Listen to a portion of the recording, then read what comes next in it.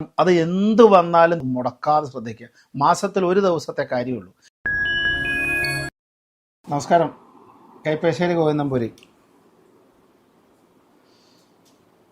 നമ്മുടെ 27 നക്ഷത്രങ്ങളുണ്ടെങ്കിലും നമ്മൾ വൈഷ്ണവ പ്രാധാന്യമുള്ള നക്ഷത്രം രോഹിണി, തിരുവോണം നക്ഷത്രങ്ങളാണ് നമ്മൾ കൂടുതലും എടുക്കാറ്, അല്ലേ? കൃഷ്ണൻ്റെ നാള് രോഹിണി ആയതുകൊണ്ടും മഹാവിഷ്ണുവിൻ്റെ നാള് തിരുവോണം ആയതുകൊണ്ടും ഞാൻ ആ തിരുവോണം നക്ഷത്രത്തിൻ്റെ പ്രാധാന്യം അല്ലെങ്കിൽ തിരുവോണ നക്ഷത്ര ദിവസത്തെ പ്രാധാന്യത്തെക്കുറിച്ച് ഒന്ന് സംവദിക്കാമെന്ന് വിചാരിച്ചു. ഈ തിരുവോണം നക്ഷത്രം ദിവസം നമുക്കറിയാം, നമ്മുടെ മുക്തിയുടെ കാരകൻ ആരാണെന്ന് ചോദിച്ചാൽ അത് മഹാവിഷ്ണുവാണ്, അല്ലെ ശ്രീകൃഷ്ണനാണ്. മോക്ഷത്തിൻ്റെ കാരകനാണെന്ന് ചോദിച്ചാൽ അത് മഹാവിഷ്ണുവാണ്, ശ്രീകൃഷ്ണനാണ്. നമ്മുടെ നിലനിൽപ്പിൻ്റെ കാരകൻ ആരാണെന്ന് ചോദിച്ചാൽ അത് മഹാവിഷ്ണുവാണ്, ശ്രീകൃഷ്ണനാണ്. സമ്പൽ സമൃദ്ധിയുടെ ശ്രീഭഗവതിയുടെ സാന്നിധ്യം ഉൾക്കൊള്ളുന്ന മഹാവിഷ്ണുവിനെ പ്രാർത്ഥിച്ചാണ് സമ്പൽ സമൃദ്ധി ഉണ്ടാവുക. അപ്പം ശരിക്കും ഈ സ്ഥിതി സംഹാരത്തിൽ സ്ഥിതിയുടെ കാരകനാണ് മഹാവിഷ്ണു. സ്ഥിതി എന്ന് പറഞ്ഞാൽ ഭൗതികപരമായി നിൽക്കുന്ന എല്ലാ സുഖോപാധികളും ആത്മീയമായി നിൽക്കുന്ന പൂർണ്ണ ദർശനവും കലിയുഗത്തിൽ നിന്ന് രക്ഷപ്പെടാനും ശ്രീകൃഷ്ണ ഭജനം തന്നെയാണ് ഏറ്റവും കൂടുതൽ വേണ്ടത്. അപ്പോൾ ആ ശ്രീകൃഷ്ണ അല്ലെങ്കിൽ മഹാവിഷ്ണു ഭജനത്തിൽ ഏറ്റവും നല്ല ദിവസം എന്ന് പറയുന്നത് തിരുവോണമാണ്. ഇപ്പോൾ പല ശ്രീകൃഷ്ണസ്വാമി ക്ഷേത്രങ്ങളും തിരുവോണമൂട്ട് നടക്കുന്നുണ്ട്. തിരുവോണ ദിവസം പ്രത്യേക പൂജാദികൾ നടക്കുന്നുണ്ട്. അപ്പോൾ തിരുവോണ ദിവസം, മാസത്തിലെ തിരുവോണ ദിവസം മഹാവിഷ്ണുവിൻ്റെയോ ശ്രീകൃഷ്ണൻ്റെയോ സങ്കല്പത്തിലുള്ള അമ്പലങ്ങളിൽ പോവുകയും ഭഗവാനെ പ്രാർത്ഥിക്കുകയും നാമജപാദികൾ ചെയ്യുകയും പാൽപ്പായസം തുടങ്ങിയ വഴിപാടുകൾ കഴിക്കുകയൊക്കെ ചെയ്യുന്നത് വളരെ കേമമാണ്. ഭഗവാന്റെ പക്കപ്പിറന്നാൾ എന്ന് പറയുന്ന ദിവസമാണ് തിരുവോണം നക്ഷത്രം. മഹാവിഷ്ണുവിൻ്റെ പക്കപ്പിറന്നാളാണ്. ആ ഭഗവാന്റെ പക്കപ്പിറന്നാൾ നമ്മളും കൂടെ അതിനകത്ത് ഭാഗവാക്കാവുമ്പോഴും നമ്മുടെ സ്ഥിതിയുടെ കാരകനായി നിൽക്കുന്ന ഭഗവാന്റെ, അല്ലെ നമ്മളെ ഓരോ നിമിഷവും നമ്മളെ മുൻപോട്ട് നയിക്കപ്പെടുന്ന ഭഗവാന്റെ ആ നിവൃത്തി ദിവസം അദ്ദേഹത്തിൻ്റെ കൂടെ കൂടി അദ്ദേഹത്തിൻ്റെ പിറന്നാൾ ദിവസം നമ്മളും കൂടെ ആ പ്രാർത്ഥനാ സങ്കല്പത്തിൽ നമ്മൾ പങ്കുചേരുമ്പോൾ നമുക്ക് കിട്ടാവുന്ന ഒരു പുണ്യം അല്ലെങ്കിൽ ഒരു ഭാഗ്യം എന്ന് പറയുന്നത് വളരെ ഗംഭീരമാണ്, കേമാണ്, സംശയമില്ല. അപ്പോൾ അതുകൊണ്ട് തന്നെ മലയാള മാസത്തിൽ വരുന്ന തിരുവോണം നക്ഷത്രങ്ങളിൽ ഭജനം എന്ന് പറയുന്നത് നമ്മുടെ ജീവിതത്തിലെ ഉത്തരോത്തര അഭിവൃദ്ധിക്ക് നല്ലതാണ്. ഈ തിരുവോണ നക്ഷത്രങ്ങളിൽ രാവിലെ നമ്മൾ ഭഗവാന്റെ സവിധത്തിൽ ചെല്ലുകയും ഭഗവാൻ ഒരു പാൽപ്പായസം കഴിക്കാം, അല്ലെങ്കിൽ അവിൽ നിവേദ്യം കഴിക്കാം, അല്ലെങ്കിൽ തുളസിമാല ചാർത്താം, അല്ലെങ്കിൽ നെയ്വിളക്ക് കഴിക്കാം, അല്ലെങ്കിൽ കദളിപ്പഴം നിവേദിക്കാം, അങ്ങനെയുള്ള വഴിപാടുകൾ ചെയ്യുകയും ഭഗവാന്റെ സവിധത്തിൽ ഇരുന്നു കൊണ്ട് തന്നെ ധാരാളം നാരായണനാമം ജപിക്കുകയൊക്കെ ചെയ്യുക എന്ന് പറഞ്ഞാൽ അതിപ്പരം ഒരു പുണ്യമോ അതിപ്പരം ഒരു മോക്ഷമോ ജീവിതത്തിൽ ലഭിക്കാനില്ല. അത്രയ്ക്ക് ഗുണകരമാണ്, അതിഗംഭീര ഗുണകരമാണ്.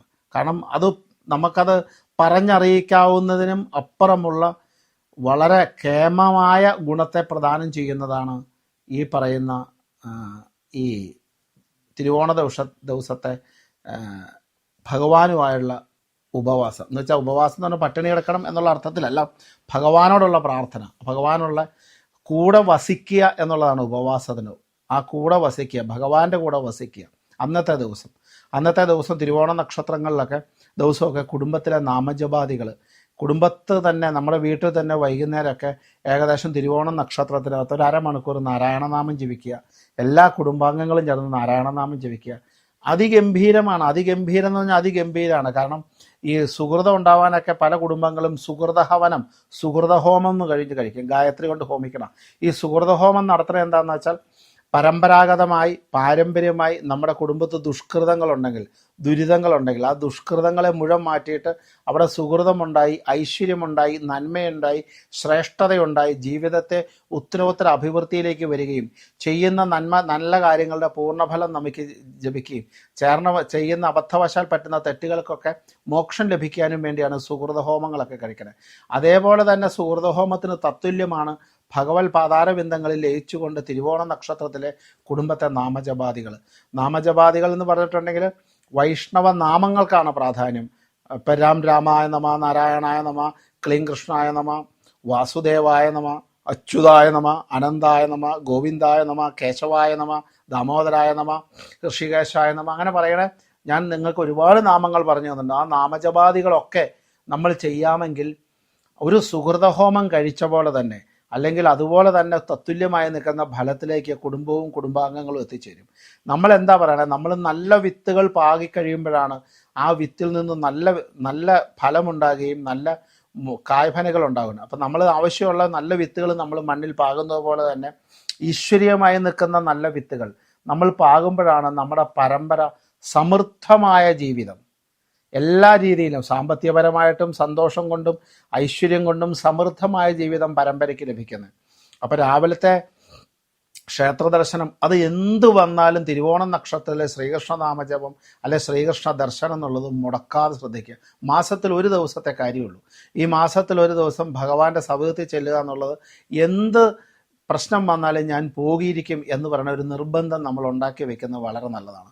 അപ്പം നമുക്ക് പലപ്പോഴും തോന്നാം, ക്ഷേത്രങ്ങളില്ലാത്ത നഗരികളിൽ താമസിക്കുന്ന ആൾക്കാർ എന്ത് ചെയ്യും? വിദേശവാസികളാണ്. അവർക്ക് രാവിലെയും വൈകുന്നേരവും നാമം ജപിക്കാം, തിരുവോണ നക്ഷത്രം നോക്കി.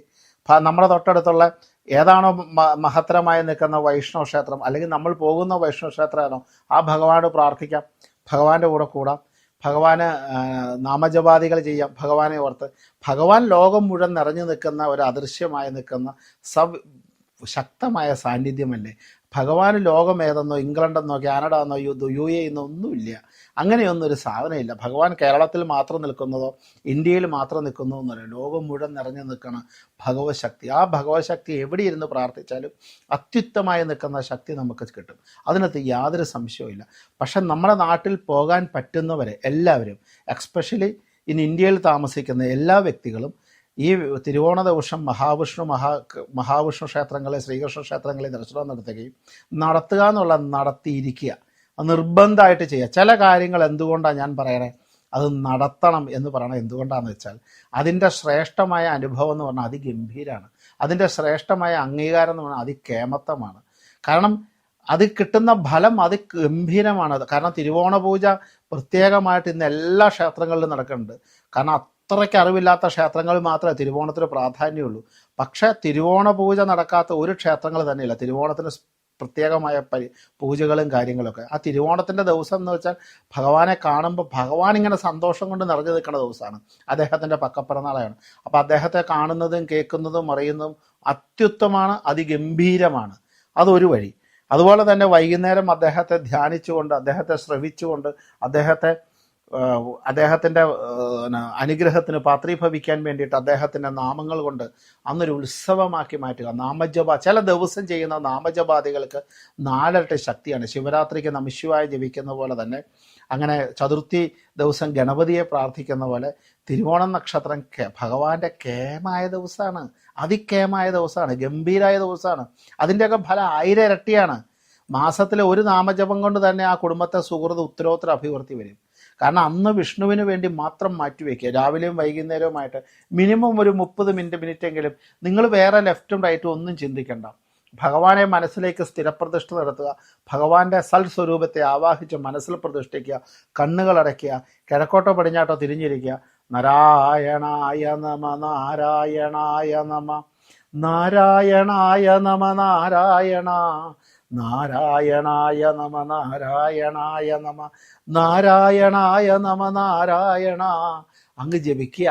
അങ്ങനെ ജപിച്ച നാരായണ നമ്മുടെ അക്ഷരങ്ങൾ കൂടുന്ന, നമ്മുടെ അക്ഷരങ്ങളുടെ ശക്തി കൊണ്ട് ആ സൂക്ഷ്മമായ ശരീരം, സൂക്ഷ്മമായ സ്വരൂപം നമ്മുടെ കുടുംബത്തിൽ പ്രത്യക്ഷഭാവത്തിൽ വന്ന് നമ്മളെ കണ്ട്, നമ്മുടെ നാമജപാദികൾ കേട്ട് നമ്മളെ അനുഗ്രഹിച്ച് ആ സുഹൃതം നിലനിൽക്കുന്നു. അത് അന്നത്തെ ദിവസത്തിൻ്റെ പ്രാധാന്യമാണ്. അതുപോലെ തന്നെ ജപിക്കാം. കലിയുഗത്തിലെ ഏറ്റവും ശക്തിമത്തായ മന്ത്രമായി നിൽക്കുന്ന ഹരേ രാമ ജപിക്കാം. ഹരേ രാമ രാമ രാമ ഹരേ ഹരേ, ഹരേ കൃഷ്ണ കൃഷ്ണ കൃഷ്ണ ഹരേ ഹരേ. അങ്ങനെ വളരെ കേമായിട്ട് അദ്ദേഹത്തെ അങ്ങോട്ട് ജപാദികൾ കൊണ്ട് പൂജ കഴിച്ച്, ജപാദികൾ കൊണ്ട് അർച്ചന നടത്തി, ജപാദികൾ കൊണ്ട് അദ്ദേഹത്തിൻ്റെ രൂപത്തെ വണങ്ങി, ആ ജപംഗം കൊണ്ട് അദ്ദേഹത്തിൻ്റെ പാതാരബന്ധത്തിൽ നമസ്കരിച്ച്, അദ്ദേഹത്തിൻ്റെ പൂർണ്ണമായ നിൽക്കുന്ന അനുഗ്രഹകല മാത്രം മതി ഭഗവാനെ, അങ്ങയുടെ അനുഗ്രഹം മാത്രം മതി ഞങ്ങൾക്ക്. ആ അനുഗ്രഹത്തിനായിട്ടാണ് ഞങ്ങൾക്ക് എഴുതുന്നത്. അങ്ങനെ ആ അനുഗ്രഹത്തിൻ്റെ അദ്ദേഹത്തിൻ്റെ ദൃഷ്ടിയിൽ നമ്മളൊന്ന് പതിയുക എന്ന് പറയണ ആ സാധാരണ രൂപത്തെ മാത്രം തിരിച്ചുകൊണ്ട് ആ ജപാദികൾ നടത്തുമ്പോൾ നിങ്ങൾക്ക് കിട്ടാൻ പോകുന്ന അദ്ദേഹം നോക്കിയാൽ മതിയേ, ഒന്ന് നോക്കിയാൽ മതി, നമ്മളെ ഒന്ന് കണ്ടാൽ മതി, അവിടെ തീരുകയാണ്, നമ്മുടെ പ്രശ്നങ്ങൾ തീരുകയാണ്. ഒന്ന് ആലോചിച്ച് നോക്കുക, എത്ര കേമായ ഭാവ, എത്ര കേമായി നിൽക്കുന്ന അവസ്ഥയാണ്. അപ്പം അതുകൊണ്ട് തന്നെ ആ ദിനത്തിൻ്റെ പ്രാധാന്യം അത്ര ശക്താണ്, അത്ര കേമാണ്. അതുകൊണ്ട് അത് മനസ്സിൽ നമ്മൾ ഉറപ്പിക്കുകയും വേണം. അത് നിർബന്ധമായിട്ട് ചെയ്യുക. അതിനൊന്നൊരു കോംപ്രമൈസിങ് പാടില്ല. അത് ഭഗവാന്റെ ദിവസമായിട്ട് അങ്ങോട്ട് മാറ്റിവെച്ചോളൂ. നിങ്ങൾക്കുടെ ആ കേമായ ഫലം നിങ്ങൾക്ക് ഓർക്കുന്നതിലും ഒരുപാട് ഒരുപാട് ഒരുപാട് ഇരട്ടിയാണ്.